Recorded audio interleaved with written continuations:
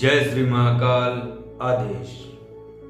कल के वीडियो में कर्ण पिशाचिनी और कर्ण पिशाची के विषय में चर्चा हुई थी और इस चर्चा में कर्ण पिशाची साधना के विषय में मैंने कहा था कि अगर आप लोग इच्छुक हैं तो कमेंट करें, तो उसमें कुछ कमेंट आए हुए हैं। तो आज कर्ण पिशाची साधना जो मैं आपको बता रहा हूं उसको करिए और करने के बाद अनुभूति आपको प्राप्त होंगी। अनुभूति के साथ आपको विचार या ध्वनि के माध्यम से कर्ण पिशाची देवी आपको आपके प्रश्नों के उत्तर देंगी। और इसमें एक विधान और है कि अगर आप जाप के दौरान तेल का दीपक रखते हैं, अपने बाईं तरफ एक तेल का दीपक आप रखेंगे, वो नीचे होगा और सामने जब आप साधना करेंगे तो जो सामने आप दीपक रखेंगे तेल का वो अलग है। तो जो नीचे दीपक जल रहा है उस जैसे आपको कोई प्रश्न आवश्यक है पूछना, तो ये जल्दी का है। उस तेल के दीपक में से आप थोड़ा सा तेल लें और रात्रि में आप जब लेटें तो अपने पैरों के तलवों में लगा लें और सो जाएं। तो स्वप्न के माध्यम से भी ये देवी आपको आपके प्रश्नों के उत्तर देती है। तो इनका साधना विधान ऐसा है कि रात्रिकालीन साधना है और रात्रि में ही आप इनका जाप करेंगे, रात्रि 10 बजे के बाद। और 1 हफ्ते का जाप है, ज्यादा लंबा नहीं है। और 1 हफ्ते में 51,000 जाप करना है और दशांश हवन करना है। हवन में आपको घी, काले तिल, जौ, चीनी और सफेद तिल और हवन धूप, जिससे साकिल्या जिसको बोला जाता है, जब मिश्रण तैयार हो जाता है वो साकिल्या तैयार हो जाती है, उस साकिल्या से आप खैर की लकड़ी पर, अब मुझे खैर ही पता है, आप देख लें आपके यहां क्या बोला जाता है उसे। तो खैर की लकड़ी पर, खैर की लकड़ियों को ही संविदा के रूप में आप प्रयोग करेंगे और उसकी अग्नि में साकिल्या द्वारा आप दशांश हवन करेंगे। 51,000 का दशांश है 5100, यानी 51 माला आप हवन करेंगे।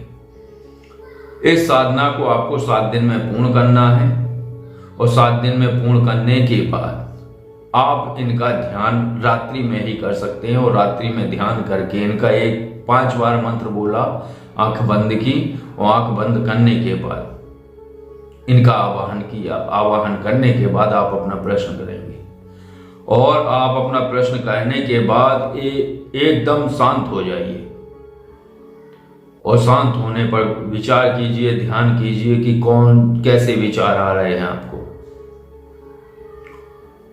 और जो आपने प्रश्न किया है उससे संबंधित विचार आ रहे हैं अगर, तो ये विचार आपके नहीं है, ये आपको दिए जा रहे हैं। तो उनको देखें, विचारों को देखा नहीं जाता है, उनको समझें और महसूस करें। वो आंखें बंद किए हुए हैं तो आपको कुछ दृश्य भी दिख सकते हैं। ये प्रथम चरण है। ये आपको समझना है कि आपका कौन सा सेंसर ज्यादा एक्टिव है। अगर आप दिमाग से समझते हैं तो आपका समझने वाला है। अगर आपको ध्वनि सब सुनाई देती है, सुनाई ऐसी नहीं देती है, बाहरी तरीके से नहीं सुनाई देती है, आपको समझ आएगा कि कोई ये बोल रहा है। आंख बंद करेंगे तो आपको दृश्य नजर आएंगे और उन दृश्यों के माध्यम से आपके प्रश्नों का उत्तर आपको मिलेगा। लेकिन फिर एक और समस्या है, आप उन्हें डिकोड कैसे करते हैं, ये भी आपकी समस्या है। तो दृश्य ज्यादा खतरनाक है समझना, क्योंकि उन्हें डिकोड करना होता है। लेकिन जो उत्तर मिलते हैं, जो आपको उत्तर समझ आते हैं, जो आपको विचारों के माध्यम से उत्तर मिलते हैं, वो ज्यादा सही है। कानों में वो आवाजें आना जिन्हें आप समझ सको, वो ज्यादा सही है।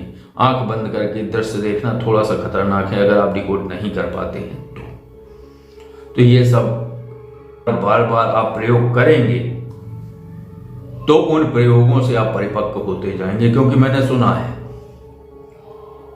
एक साधक थे, सुना नहीं है, मैंने उन्हें देखा है उन साधक को। वो इस तरीके से उपाय बताते थे, जैसे कोई पूछे, गुरुदेव मैं 10 साल से ज्यादा दिक्कत में हूं, परेशानी ज्यादा है, तो वो अपना आंख बंद करेंगे ऐसे, और बस इसके बाद वो बताना शुरू कर देंगे, आपके पास 3 हाथी थे, 3 हाथियों में से एक की सूंड नहीं थी और 2 के पूंछ नहीं थे। अब वो सामने वाला चकरा जाएगा, क्योंकि दृश्य उन्हें वही दिख रहे हैं और जो उन्हें दिख रहे हैं वो सीधा सीधा बता रहे हैं। हाथी उनके बाप दादे ने कभी पाले ही नहीं थे। जो व्यक्ति पूछने आया था उनके परिवार में किसी ने कभी कोई हाथी न पाला था। हाथियों से उनका दूर दूर तक कोई संबंध नहीं था, लेकिन वो बता रहे थे कि 3 हाथी, जिसके एक के सूंड नहीं है, 2 के पूंछ नहीं है। अब बताइए, अब कैसे कोई डिकोड करे इसे? तो ये बहुत खतरनाक मसला है। फिर और भी लोग आते थे, परेशान हो गए लोग, तो बोले, वो हाथी वाले परेशान हो गए, भाई आप बताइए, ये तो मेरी समझ में ना आया। तो बोले नहीं, आप देखो, जब भी कोई हाथी निकले उसको आप खाना खिलाओ। ये उनकी बुद्धि अनुसार निकला उपाय था। फिर एक लोग और बैठे, बोले, गुरुदेव मेरी एक समस्या है जो मैं यहां बता नहीं सकता, मैं उस समस्या से निजात पाना चाहता हूं। बाबा जी ने आंख बंद की, ध्यान लगाया, ध्यान लगाने के बाद उत्तर दिया, आप काले कुत्तों का भोज कराइए, केवल काले काले। तो ये होता है। बात यह है कि उस व्यक्ति ने, जो हाथी वाला था, उस व्यक्ति को बताया जा रहा था उन बाबा जी की शक्तियों के माध्यम से कि वो श्री सूक्तम का और माता लक्ष्मी का जाप करे, ऐसा मुझे लगता है। और दूसरे को बताया जा रहा था कि आप भैरव बाबा का जो दोष है आपके ऊपर, जो आपने साधना की, जो छूट गई है अधूरी, उसको आप पूर्ण करिए। आपसे भैरव बाबा जी नाराज हैं, उनको मनाइए। काले कुत्तों का भोज नहीं कराना है, हाथियों को खाना नहीं खिलाना है। हाथी अगर दिख रहे हैं तो वो लक्ष्मी जी से संबंधित हैं और इंद्रदेव से संबंधित हैं। अब इंद्रदेव से इसलिए संबंधित हैं कि 3 हाथी हैं, उन तीनों की 3 सूंड होनी चाहिए, जिसमें से एक की एक सूंड है नहीं, 2 की पूंछ नहीं है। ये थोड़ा सा अजीब है, उसमें कुछ और रहस्य थे जिन्हें डिकोड करना था, वो नहीं हो पाए। तो ऐसे ही एक और बाबा थे जो बताते थे कि कृपा आ रही है। उन्हें जो दिखता था वो गलत नहीं थे, उन्हें जो दिखता था वही सीधा बता देते थे। समोसे कब से नहीं खाए, गलत नहीं है वो, बस मसला इतना है कि चीजें जो शक्तियां बताती हैं उनके बताने का अपना ढंग है।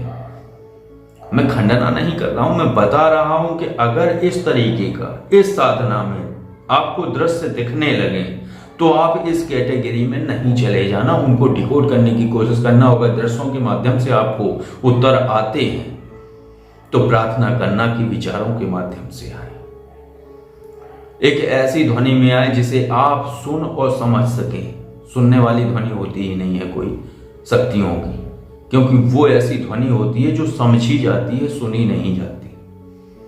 तो प्रार्थना करिए कि ऐसी ध्वनि में वो बोले जो आपको समझ आए, आपको ऐसे विचार दें आपके प्रश्नों के उत्तर के रूप में, कि उन विचारों को आप समझ सकें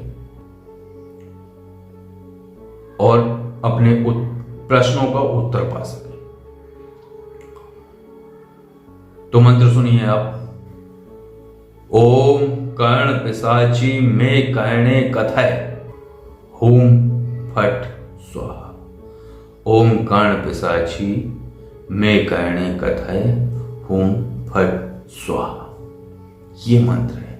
इस मंत्र को आपको करना है और 51,000 जाप करना है 7 दिन में। 7 दिन में आपका 51,000 जाप पूर्ण हो जाए तो 8वें दिन दशांश हवन कर लें, क्योंकि उस दिन केवल आप हवन ही करेंगे। 51 माला हवन करना बहुत वक्त की बात है, क्योंकि अगर एक माला ही कम पड़ गया हवन या 2-4 मनके ही कम पड़ गए तो आपकी साधना खंडित हो जाती है। अगर आप स्वप्न के माध्यम से अपने प्रश्नों के उत्तर चाहते हैं तो फिर आप एक दीपक अलग से रखें तेल का। सरसों के तेल के दीपक होंगे, दोनों एक साधना के लिए जो साक्षी है, और एक आप अलग से अपना जला रहे होंगे, जागृत कर रहे होंगे। प्रतिदिन एक दीपक रखते जाएं। फिर उस सभी जब जाप हो जाए उठें, दूसरे दिन उस दीपक में जो तेल शेष रहे, वो चाहे एक बूंद रहे, उसको एक अलग पात्र में निकाल के रखते रहें, और रखने के बाद उसमें थोड़ा और तेल मिलाकर अपने पास वो बोतल रखें। जब भी आपको जो प्रश्न का उत्तर चाहिए वो तेल आप अपने तलवों पर मलकर रात्रि में सो जाएं, वो प्रश्न करते हुए। वो प्रश्न दोहराते जाएं, तेल लगाते जाएं, लगाने के बाद सीधा लेट के सो जाएं। आपको स्वप्न के माध्यम से उत्तर प्राप्त होगा। ये कुछ विधान हैं, इस विधान से आप इस साधना को कर सकते हैं। और अगर अनुभूति तीक्ष्ण हो, अगर किसी प्रकार की मन में हलचल हो, अगर आप अपना जो केंद्र है दिमाग का, सीधी सोच, उसमें अगर आपको भारीपन महसूस हो, थोड़ी सी भी अंदर मन में उथल पुथल हो, तत्काल सावधान हो जाएं और साधना बंद कर दें। और साधना बंद करने के पहले 11 बार मंत्र जाप करने के बाद हाथ में जल लें और कर्ण पिशाची स्वरूप इत्र योनि की जो शक्ति है उनको ध्यान करते हुए उनसे गलती की माफी मांगें कि और अपनी असमर्थता जाहिर करें कि माँ, मैं इस साधना को पूर्ण करने योग्य नहीं हूँ, मैं अपात्र हूँ, माँ मुझे क्षमा करें। आगामी भविष्य में अगर मैं पात्र हुआ तो इस साधना को दोबारा करूँगा। और वो जल ले जाकर आप किसी पवित्र वृक्ष के नीचे या किसी ऐसी जगह जहाँ गमले हों, जिनकी मिट्टी आप कभी ऐसी जगह ना फेंकें कि जो पैरों तले जाए, तो उस जगह वो जल को आप डाल दें। इतना बोल के यही है विसर्जन की प्रक्रिया। लेकिन ये बहुत सूक्ष्म है। ये इसलिए विसर्जित हो जाएंगी क्योंकि आपने किया नहीं है पूरा। और कर लें अगर तो फिर विसर्जन की बहुत लंबी प्रक्रिया है। ये कोई प्रक्रिया नहीं है, ये केवल उपाय स्वरूप बताया है। ये विसर्जन की प्रक्रिया नहीं है। विसर्जन की प्रक्रिया थोड़ी लंबी होती है और जटिल भी होती है। वो इतनी सहज नहीं है, क्योंकि आप 21 दिन साधना करें और 1 मिनट में आप विसर्जन कर दें, कैसे कर सकते हैं? आप नहीं कर पाएंगे। उसके लिए दोबारा से कायदे से एक सिद्धि के लिए होती है साधना। तो एक साधना होती है सिद्धि विसर्जन के लिए, जो आप करे हुए हो। तो शक्तियां ऐसे पीछा नहीं छोड़ती हैं। अगर कोई शक्ति बैठ गई आपकी किसी सेंसर पर, तो वो बैठी ही रहती है, फिर उसको हटाना बड़ा जटिल है। तो आज की चर्चा आपको कैसी लगी, और ये जो साधना दी है इसके विषय में अगर आप कोई भी जानकारी चाहते हैं तो आप कॉल से कॉल करके जानकारी ले सकते हैं। और जो स्क्रीन पर नंबर चल रहा है उस पर आप व्हाट्सएप मैसेज करके जानकारी ले सकते हैं। जय श्री महाकाल। आदेश।